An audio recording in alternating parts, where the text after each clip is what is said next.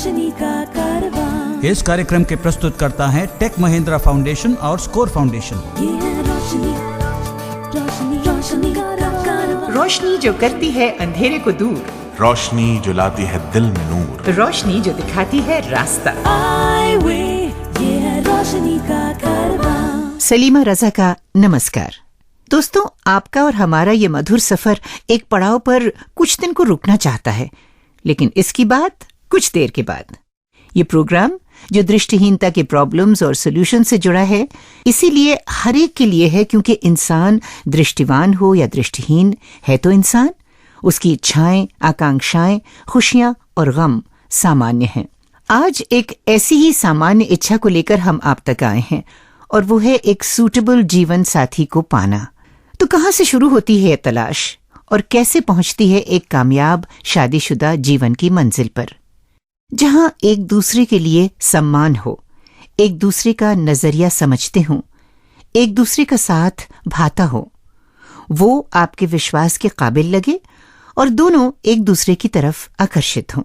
ये कंपैटिबिलिटी, ये तालमेल मुमकिन है, चाहे उनमें से एक विकलांग हो, दोनों विकलांग हो या कोई भी विकलांग न हो। जॉर्ज एब्राहम इसी विषय को लेकर कई लोगों से बातचीत कर रहे हैं। हवा के साथ साथ, अरे रे, घटा के संग संग, संभलना। हवा के साथ साथ, घटा के संग संग, ओ साथी चल। नमस्कार, आज हम बात कर रहे हैं शादीशुदा जिंदगी में कंपैटिबिलिटी के बारे में। इस विषय में हमने कई शादीशुदा लोगों से बात किया है। सबसे पहले हम बात करते हैं राजेश और सुमन, जो चेन्नई में रहते हैं, पिछले 12 साल से शादीशुदा हैं, और राजेश जो है टोटली ब्लाइंड है। मैंने उसको सारी बातें बताई मेरी, तो उसको काफी एक मन में हुआ कि नहीं, ऐसे इंसान से जरूर रिश्ता जुड़ना चाहिए जो इतना ईमानदारी से और ऑनेस्टली अपना एक जो बैकग्राउंड है वो पुटअप करता है, बताता है। एक चीज मेरे दिमाग में ये आता था, अगर आज मैं शादी भी करती हूँ, किसी नॉर्मल लड़के से भी शादी करती हूँ, और अगर आफ्टर 1 और 2 मंथ उनको कुछ आई की प्रॉब्लम हो जाए या उसको कुछ एक्सीडेंटली कुछ हो जाए, तो क्या मैं उसको छोड़ के घर आ जाऊंगी because he is become disable. मेरी शादी के बाद जब मैं कॉलेज करती थी तो वो मुझे पढ़ाते थे, मुझे हेल्प करते थे। ये तो एक बाइक में जैसे 2 पहियों की जरूरत है, वैसे ही प्यार और कर्तव्य दोनों ही साथ में चलना चाहिए। मेरे हिसाब से first thing is they should understand each other, और हस्बैंड वाइफ के रिलेशन को भी फ्रेंड का रिलेशन दे दिया जाए, और एक दूसरे के ऊपर फुल कॉन्फिडेंस होना चाहिए, और एक दूसरे की गलती को इग्नोर करने का आदत होना चाहिए। तेरा साथ है तो मुझे क्या कमी है, अंधेरों से भी मिल रही रोशनी है। प्यार और कर्तव्य, अंडरस्टैंडिंग, कॉन्फिडेंस, म्यूचुअल रिस्पेक्ट, ये रहा सुमन और राजेश का रहस्य। अभी चलते हैं हम दीपाली और प्रभात की बात सुनने के लिए। दीपाली और प्रभात दिल्ली में रहते हैं और पिछले 13 साल से शादीशुदा है, और दीपाली दृष्टिहीन है। हस्बैंड मेरे बहुत ज्यादा बहुत ध्यान रखने वाले हैं। आप ये समझिए कि अगर मुझे कोई प्रॉब्लम है, मेरी प्रॉब्लम मुझे होने से पहले उनको समझ में आ जाती है कि इनको यहाँ दिक्कत हो सकती है, तो वो पहले से ही वो सॉल्व कर देते हैं मेरी प्रॉब्लम। इनकी जो आँख की प्रॉब्लम है, इसकी तरफ तो कभी मेरा दिमाग गया ही नहीं। इनका व्यक्तित्व बहुत विशाल और बहुत ऊंचा व्यक्तित्व है, और जो सोच है वो बहुत गहरी सोच है, जिसने मुझे सबसे ज्यादा प्रभावित किया। एक तो जो मेरी साइड की प्रॉब्लम है वो तो एक अलग चीज है, अदरवाइज भी हम लोगों में काफी अच्छी अंडरस्टैंडिंग है, और एक दूसरे से एक्सपेक्टेशंस भी रहती हैं। वो मुझसे कभी ऐसा एक्सपेक्ट नहीं करते हैं कि मैं उनके लिए ये करूं, या मैं कभी ये नहीं चाहती कि वो मेरे लिए ये करें।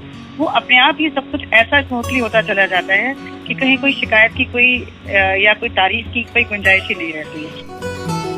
दया भावना जो है वो इन रिश्तों में कभी नहीं आना चाहिए, बेचारापन कभी नहीं आना चाहिए। आप अगर समर्पित हैं तभी आप शादी करें, अदरवाइज ना करें, क्योंकि समझौतों पे रिश्ते नहीं चलते हैं। रिश्ते जो चलते हैं वो इन्वॉल्वमेंट से चलते हैं।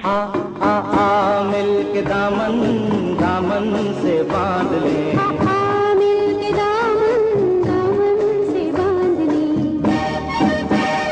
की बातें। रिश्ते बनते हैं इन्वॉल्वमेंट से, दो दिलों के मिलन से।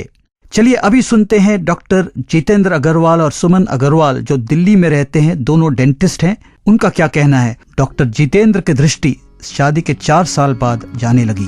शुरू में एक्सेप्ट करना थोड़ा मुश्किल था पार्टनर के लिए भी और मेरे लिए भी, क्योंकि स्किल चला गया, डेंटिस्ट्री चला गया, एक्सेप्ट करना भी सबके लिए मुश्किल था ये सब चीजें। एक पारिवारिक जीवन शुरू ही प्यार से होता है, और वो अगर प्यार है तो वो चलता है, अगर आपस में प्यार नहीं है तो वो नहीं चलता। ये सिर्फ और सिर्फ इनका प्यार था जो हमारा जीवन चला है। जब कंप्यूटर सीखना शुरू हुआ तब एक एक्सेप्टेंस स्टार्ट हुआ कि हाँ अब कुछ आगे किया जा सकता है। आज मैं खुश हूँ क्योंकि मेरे हस्बैंड मेरा घर चलाते हैं। चले थे साथ मिलके, चलेंगे साथ मिलकर, चले थे साथ मिलके, चलेंगे साथ मिलकर। जब दो लोग प्यार करते हैं तो जो भी मुश्किल सामने आए वो कुछ भी नहीं। अब चलते हैं मुंबई, केतन और मुक्ता कुठारी से मिलने। केतन कुठारी टोटली ब्लाइंड है, मुक्ता कुठारी भी टोटली ब्लाइंड है। और सुनते हैं केतन हमसे क्या कहना चाहते हैं। ये तो महज एक योग है कि वो भी ब्लाइंड है, वरना वो मुझे नहीं लगता कोई फैक्टर है। मैं एक धर्मपत्नी चाहता था, मैं कोई नौकरानी नहीं चाहता था। तो जो मुझे हाथ पकड़ के ले जाए, ले आए, या मेरे लिए खाना पकाए, ये सब मैं नहीं चाहता था। You know, day to day life में नहीं सोचते हैं कि हम कैसे सस्टेन कर रहे हैं। यानी ये जब लोग पूछते हैं भाई आपकी सफलता का राज क्या है, तब पता चलता है अरे हम सफल हैं क्या। मैं तो यही कहूंगा कि आप जब भी शादी करना चाहें, पहले ये सोच लीजिए कि आपको जो भी आपकी जीवन संगिनी या जीवन साथी मिलेगा या मिलेगी, वह एक अलग व्यक्ति है। तो उससे ऐसी अपेक्षाएं न रखें जो कि बहुत ज्यादा हैं, ऐसी ही अपेक्षाएं रखें जो कि मानवीय हैं। डिसेबल्ड को डिसेबल्ड के साथ शादी करना भी अनिवार्य नहीं है, और एबल बॉडीड ने डिसेबल्ड के साथ करने में कोई गलत भी नहीं है। तेरे मेरे सपने अब एक रंग है, वो जहां भी ले जाए राहें हम संग हैं। मेरा शादी होके करीब 24 साल हुआ है, और मेरा अनुभव ये कहता है कि शादी दो दिलों, दो इंसानों का मिलन है। दो इंसान, एक जिंदगी। चलिए मुंबई में ही हम मिलते हैं नफीसा और परवेज बुहारीवाला से। यहाँ नफीसा दृष्टिहीन है।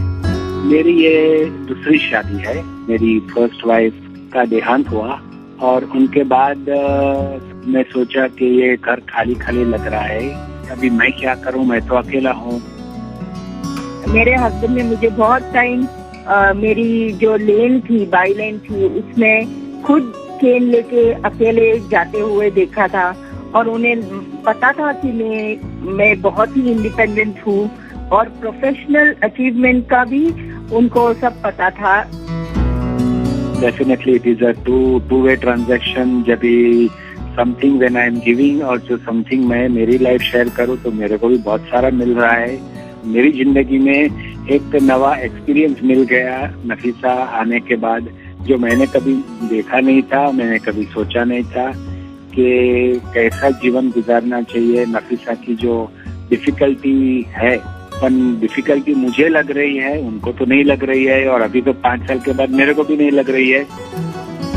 लेकिन शादी सिर्फ करनी है और इसलिए कर ले, वो बात नहीं होनी चाहिए।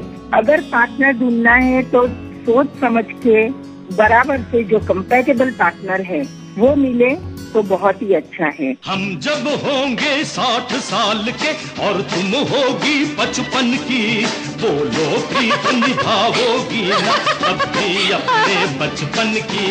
हम जब होंगे 60 साल के और तुम होगी 55 की। जी हाँ, विकलांगता के बावजूद दो व्यक्तियों के बीच में कंपैटिबिलिटी बिल्कुल हो सकती है।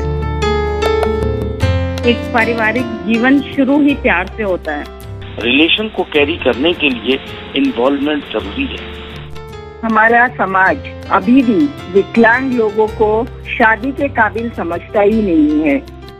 ये जरूर सोचा था कि अगर मुझे किसी अनपढ़ दृष्टिवान से शादी करनी है तो मैं पढ़ी लिखी दृष्टिहीन से शादी करना ज्यादा पसंद करूंगा। मैं तो एडवाइस दूंगी कि कोई ज्यादा सोचना नहीं, जस्ट गो अहेड, लाइफ में आगे आगे जाते जाइए, ज्यादा सोचिए मत। अधिक जानकारी के लिए हमारे आईवे हेल्प डेस्क 011-460-70-380 पर सोमवार से शुक्रवार के बीच सुबह 11 बजे से शाम 5 बजे तक हमें कॉल कर सकते हैं या हमारी वेबसाइट www.ive.org पर विजिट कर सकते हैं। तो लीजिए, बात साफ हो गई कि दो लोगों में कंपैटिबिलिटी केवल सूरत, शक्ल, पढ़ाई, इनकम, जाति, धर्म, रहन सहन इन्हीं पर निर्भर नहीं होती और ना ही निर्भर होती है विकलांगता या किसी और मुश्किल पर। और हाँ, हमें ये भी नहीं भूलना चाहिए कि डिसेबिलिटी या विकलांगता मानवता में विभिन्नता का ही एक हिस्सा है। तो आइए आगे बढ़ें एपिसोड 137 यानी 137 के सवाल और जवाब की तरफ। हमारा प्रश्न था, अगर मुझे छोटे से मोबाइल फोन की सारी सुविधाएं जैसे SMS, phone book, reminders, internet, email भी एक दृष्टिहीन व्यक्ति को इस्तेमाल करना है आत्मनिर्भरता से, तो वो क्या करे? And the correct answer is option B, अपने मोबाइल फोन में टॉकिंग सॉफ्टवेयर डालिए। हमारे साथी प्रणय गड़ोदिया हमारे साथ हैं लकी विनर का नाम बताने के लिए। सलाम, नमस्ते दोस्तों। तो आज की हमारी लकी विनर बनी है, जी हाँ बनी है, ये है आंचल मिश्रा, सुल्तानपुर उत्तर प्रदेश से। बहुत बहुत मुबारक हो आपको आंचल जी, थैंक यू सो मच। ये है रोशनी का कारवां। दोस्तों, आज एपिसोड 140 के सवाल का कोई लकी विजेता नहीं होगा। क्यों? क्योंकि आज हम आप सबकी बेबाक राय जानना चाहते हैं। तो गौर से सुनिए, क्या जीवन साथी ढूंढते समय विकलांगता पहली शर्त होनी चाहिए किसी व्यक्ति को पसंद या नापसंद करने के लिए? सवाल एक बार फिर सुनिए, क्या जीवन साथी ढूंढते समय विकलांगता पहली शर्त होनी चाहिए किसी व्यक्ति को पसंद या नापसंद करने के लिए? आपके ऑप्शंस हैं ए हां, बी नहीं और सी कहना मुश्किल है। दोस्तों, इस ओपिनियन पोल का रिजल्ट हम आपको 3 हफ्ते बाद वाले शो पर तो नहीं दे पाएंगे, पर 7 दिनों में इसे हम अपनी वेबसाइट और SMS चैनल के जरिए जरूर बताएंगे। आप हमें हेल्प डेस्क पर फोन करके भी पूछ सकते हैं। आप SMS या ईमेल के जरिए अपना जवाब 3 दिनों में हमें भेज सकते हैं। SMS या ईमेल करने के लिए सबसे पहले लिखें VB, फिर आज का एपिसोड नंबर और आपका जवाब अपने नाम और पते के साथ। हमारा ईमेल आईडी है radio@iway.org यानी radio@EYEWAY.org और SMS के लिए हमारा नंबर है 09968329329 यानी 9968329329। अगर आप हमसे कुछ जानना चाहते हैं तो इस नंबर पर कॉल करें 011-460-70-380 सोमवार से शुक्रवार सुबह 10 बजे से शाम 5 बजे तक। हाँ तो दोस्तों, हम आपसे मिलेंगे एक ब्रेक के बाद, 2 महीने के छोटे से ब्रेक के बाद। कहीं जाइएगा नहीं, क्योंकि आप हैं तो हम हैं और हमारा रोशनी का कारवां है। और हाँ, याद रखिए, हमारा हेल्प डेस्क, SMS सर्विस और हमारी वेबसाइट आपके साथ लगातार बने रहेंगे। तो फिलहाल सलीमा रजा को इजाजत दीजिए। नमस्कार। इस कार्यक्रम के प्रस्तुतकर्ता थे टेक महिंद्रा फाउंडेशन और स्कोर फाउंडेशन। इस सीरीज के सारे एपिसोड्स आप सुन सकते हैं हमारे वेबसाइट www.iway.org पर।